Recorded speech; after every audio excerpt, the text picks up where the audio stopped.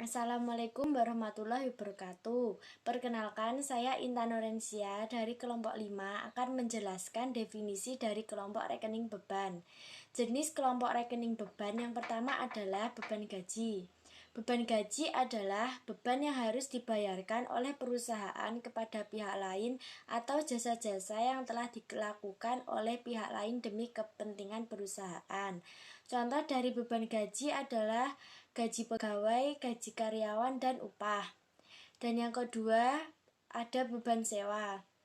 Beban sewa adalah beban yang terjadi pada suatu perusahaan sebagai akibat dari penggunaan tempat atau bangunan pada suatu periode tertentu. Contoh dari beban sewa adalah sewa gedung kantor, sewa gedung pabrik, sewa alat, dan sewa mesin. Saya, Finarana Rafilsa, akan melanjutkan yang ketiga dan keempat, yaitu beban listrik dan beban air. Beban listrik adalah segala sesuatu yang ditanggung oleh pembangkit listrik atau segala sesuatu yang membutuhkan tenaga listrik. Contohnya, televisi, setrika listrik, kompor listrik, dan lampu listrik.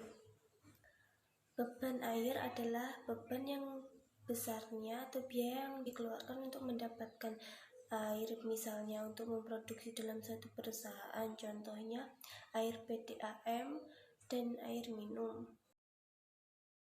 Kintara Kuswati akan melanjutkan rekening beban yang kelima dan keenam.